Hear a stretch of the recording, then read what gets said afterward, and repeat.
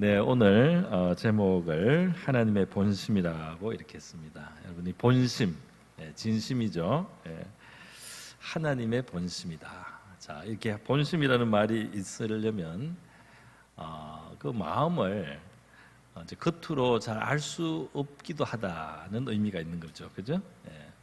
겉으로서는 알 수 없는데 이제 그 파고 들어가면 그 마음속 깊은 곳에 있는 것이 무엇이다 하는 겁니다, 그죠? 본심. 우리가 예를 들어서 성경에 요셉을 보면은 자기를 그 상인들에게 인신매매를 했던 형들을 만났을 때 이제 요셉은 총리가 되어서 형들을 만나죠. 그럴 때 이제 그 형님들을 요셉의 사실 원한을 가질 수도 있었던 관계지만은 요셉은 돌아갈 때 그 전대에다가 그 돈을 냈던 형님들의 그 돈을 다시 전대에다가 몰래 넣어줬습니다.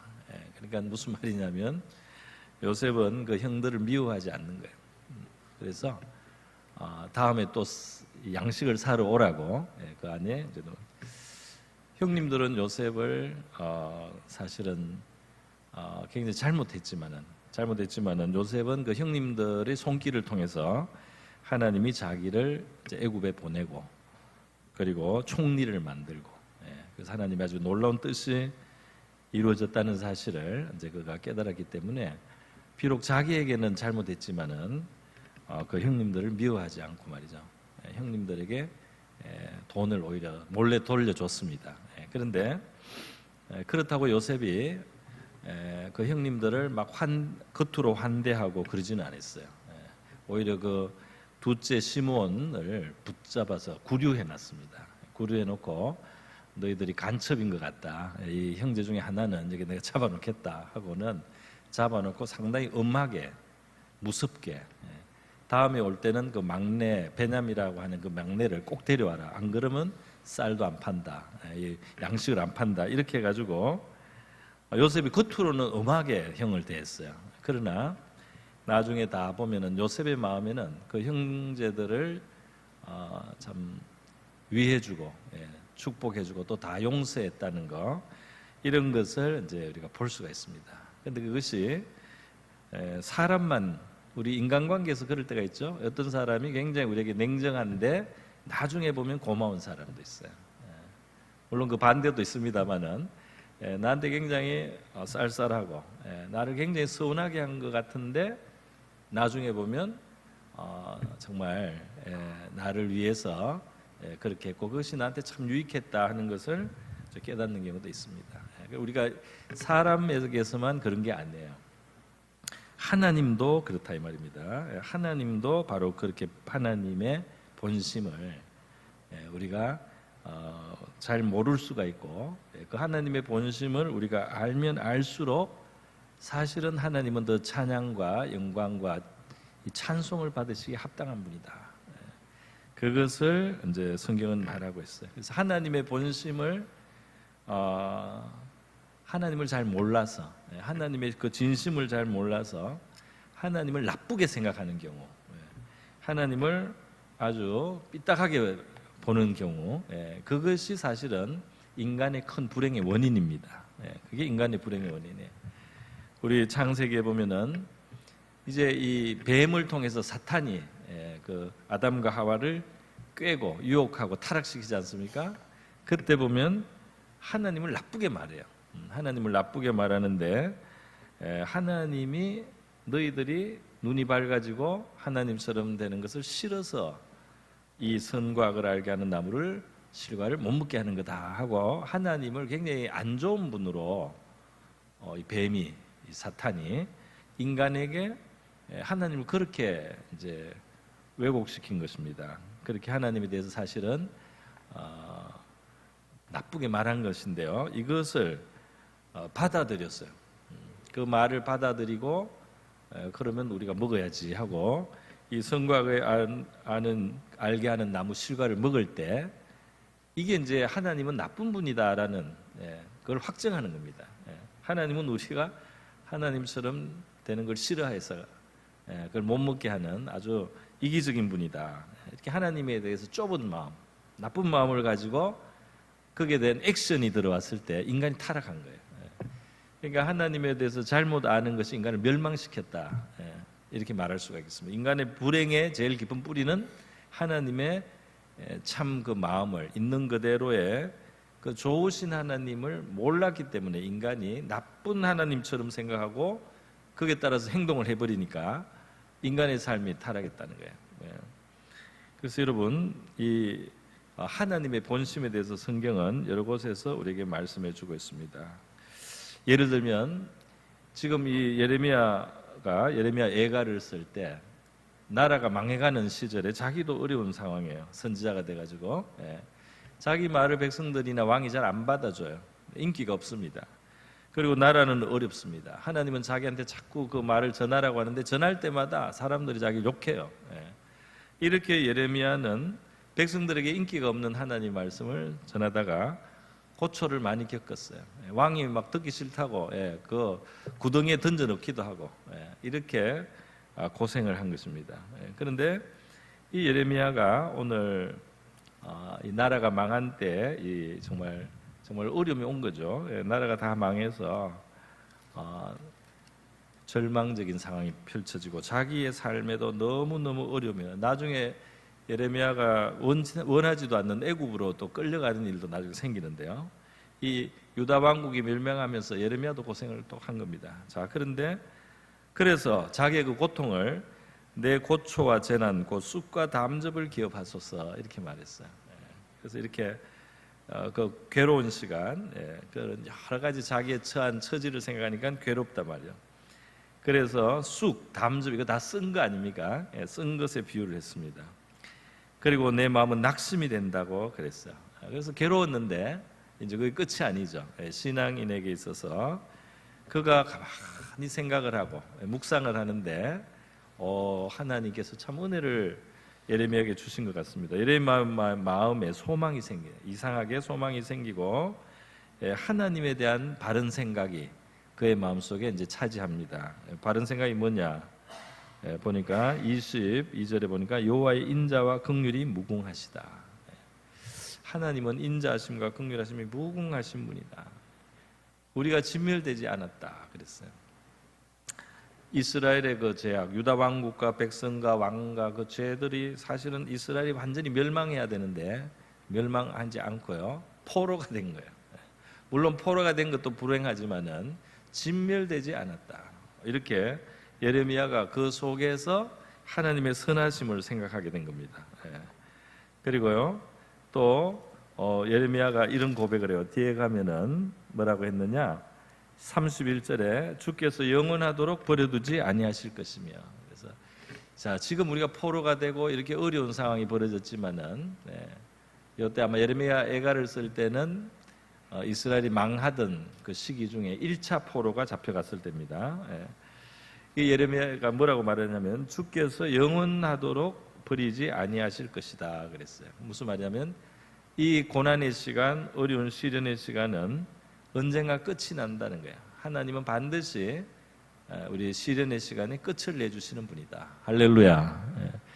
보면은 우리 사사기에 보면은 이스라엘이 계속 하나님을 떠나서 우상으로 가니까 하나님이 그 이방 나라의 손에 붙여서 이방 나라의 압제를 여러 번 당했습니다. 그런데 그 압제를 당하다 보면 백성이 그 고초 속에 힘든 상황을 겪다 보면 반드시 하나님이 사사 구원하는 능력을 주시는 그 사사를 일으켜서 이스라엘 백성들을 다시 해방시키고 독립시키고 그 이방 나라 압제하던 나라를 물리치는 일을 반드시 했습니다. 할렐루야. 그러니까 하나님이 고난을 주는 시간이 영원한 적이 없어요. 고난을 주는데 때가 되면 이걸 살려주신다 이 말이에요. 그래서 이 예레미야는 주님은 우리를 영원토록 버리시지 않습니다 이렇게 말을 하면서요, 32절에 그가 비록 근심하게 하시나 그의 풍부한 인자하심을 따라 긍휼히 여기실 것이다 그랬어요. 그래서 지금 일시적으로 근심하게 하지만은 하나님은 너무나 인자하심이 풍부하시기 때문에 반드시 하나님의 긍휼히 여기심이 나타난다. 이거를 지금 생각을 하는 것입니다. 그러면서 오늘 그 제목에 해당되는 33절이죠. 주께서 인생으로 고생하게 하시며 근심하게 하심은 본심이 아니시로다 그랬어요. 우리가 어려운 일을 당할 때 왜 하나님은 나에게 이렇게 어려운 일을 허락하십니까? 하나님은 나를 미워하시나? 아니면 하나님은 아주 못된 분인가? 이런 생각을 우리 마음속에 할 수가 있습니다. 그런데 예레미야가 아는 그 하나님을 가만히 생각해서 볼 때 하나님은 너무나 선하시다는 거예요. 하나님은 너무나 선하시고 인자하시고 긍휼이 풍성하신 분인데 그분이 만약에 고난을 허락한다면, 그분이 만약에 어려운 시간을 허락한다면, 이렇게 은혜로우신 분이 우리에게 고생스러운 시간을 허락하신다면 그것은 그 고생을 시키고 싶어서 시키는 게 아니다 이 말이죠.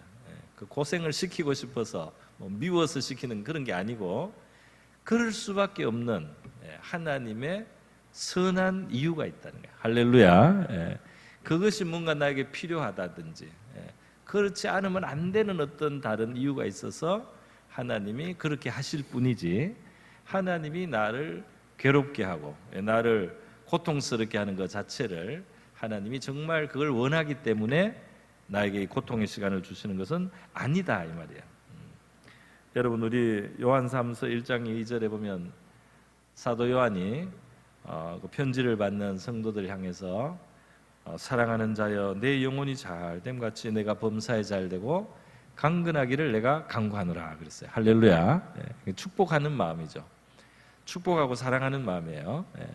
사랑하는 자들아 영혼도 잘되고 범사도 잘되고 강건하기를 내가 바란다 그래요. 자, 그런데 이러한 사도 그 요한의 이 마음은 사실은 하나님의 마음하고 상당히 닮은 겁니다.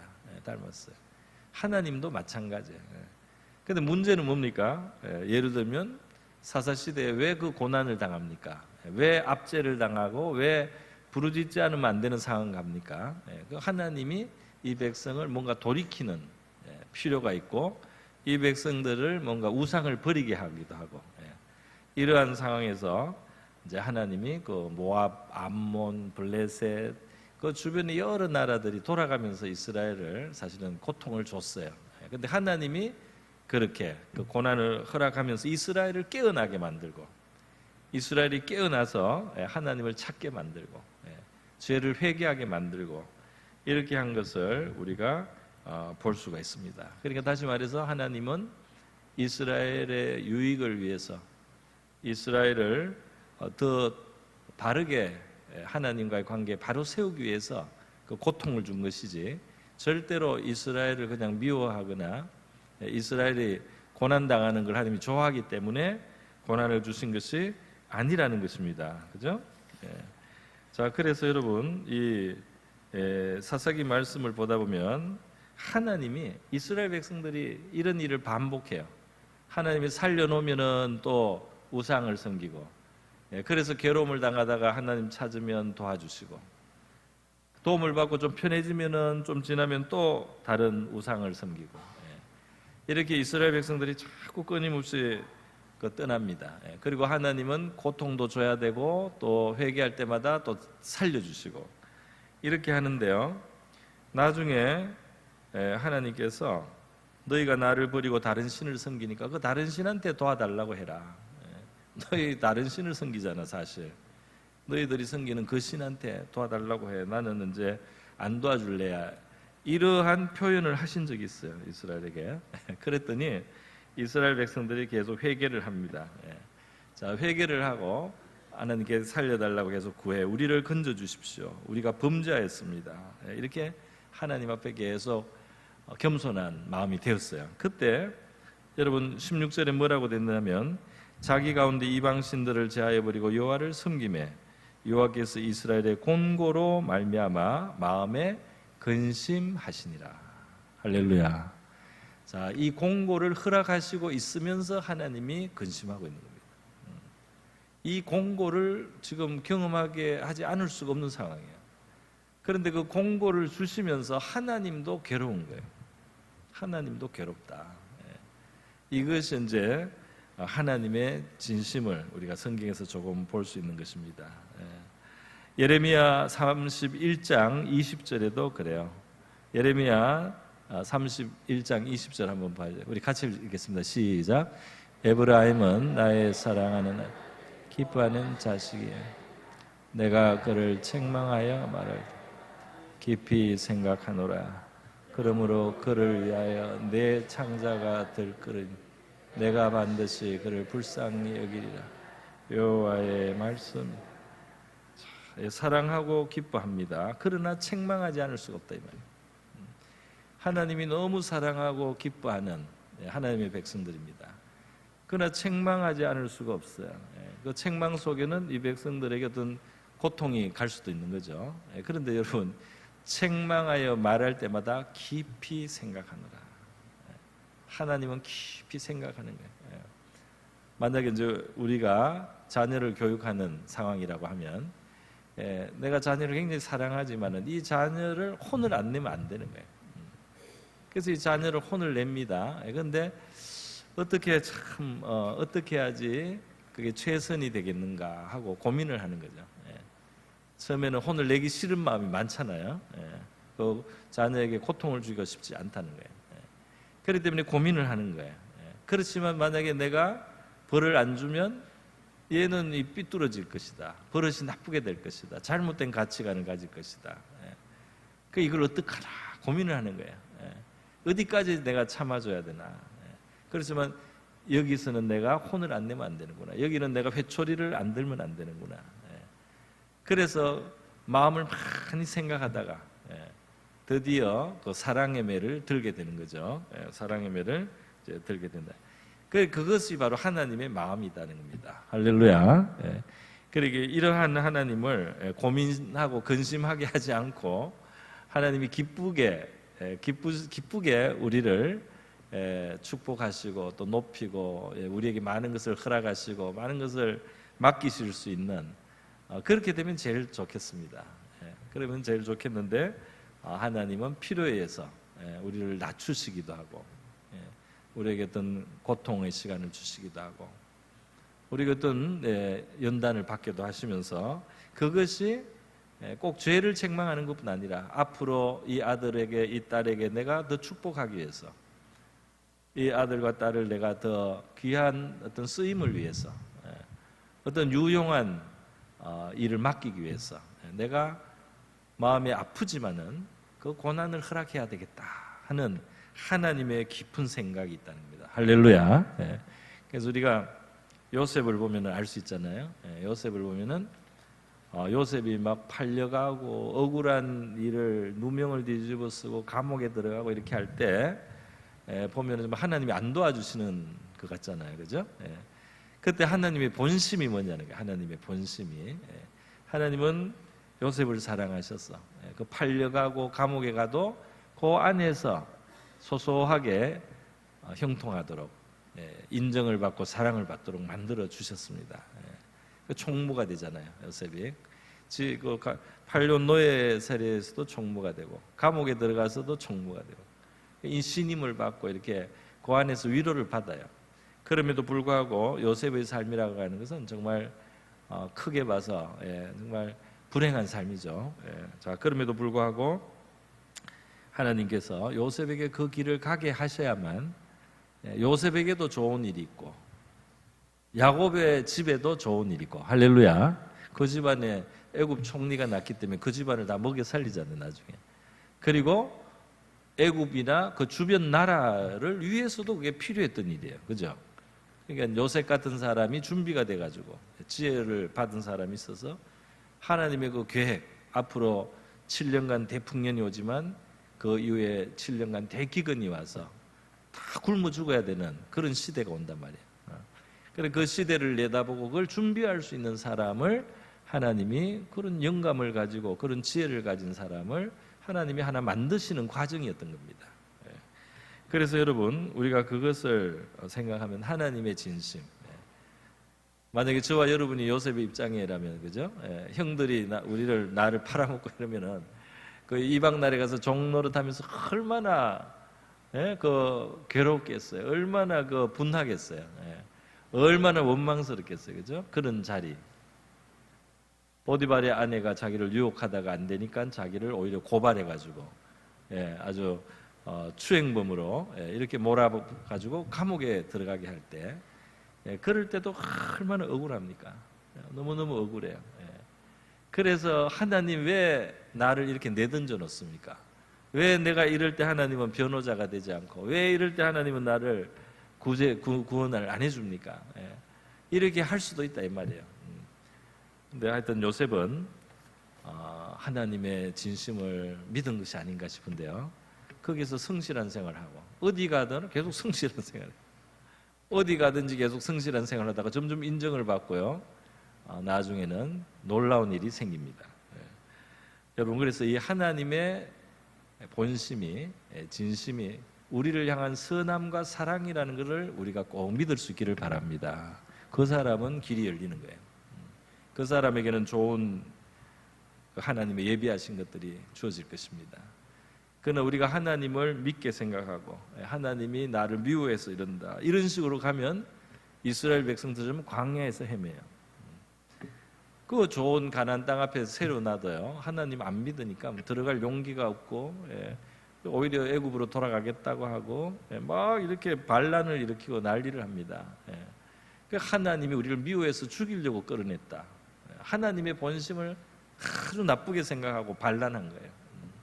그러니까 어떻게 돼요? 그 하나님이 가나안 땅을 주고 싶어도 못 줘요.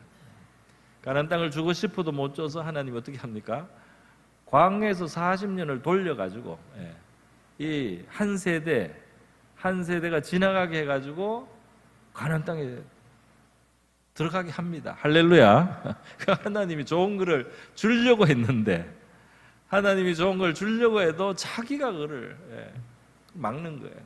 그러니까 하나님이 이걸 광야 시간을 통해서 옛사람을 벗기고 새 사람을 조성하셔서 그걸 주신 겁니다.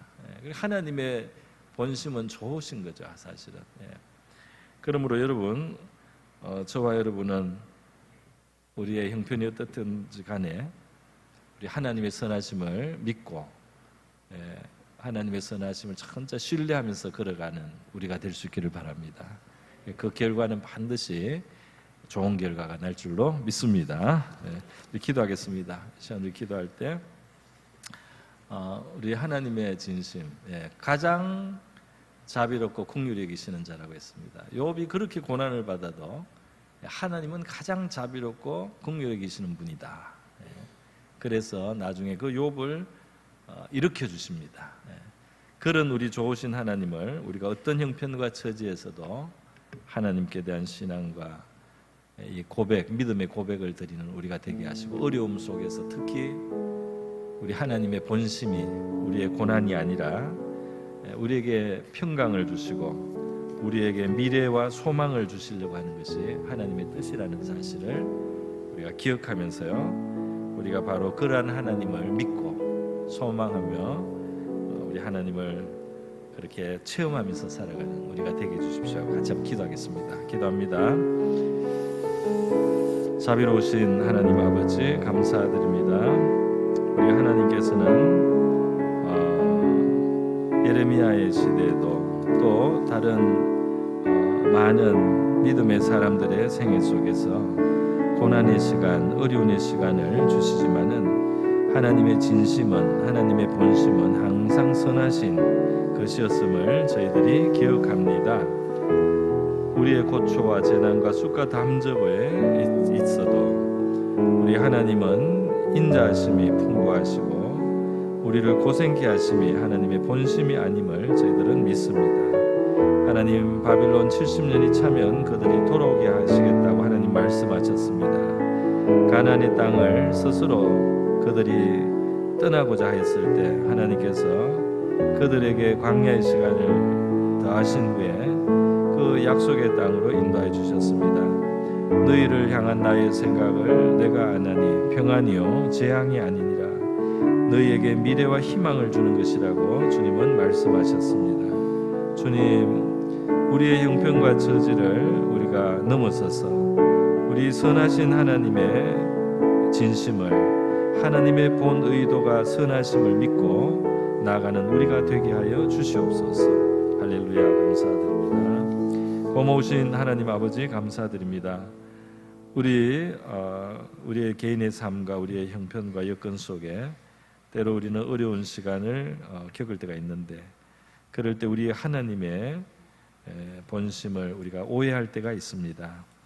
우리 하나님의 말씀이 보여주시는 대로 어떤 형편 어떤 처지에서도 우리 하나님의 본심과 뜻이 선하시며 지극한 사랑이라는 사실을 저희들이 늘 기억하게 하여 주시옵시고, 그것을 고백하며 붙들고 나아가서 마침내 승리하는 우리 모든 성도들이 되게 하여 주시옵소서. 고모신 예수님의 귀하신 이름으로 기도하옵나이다.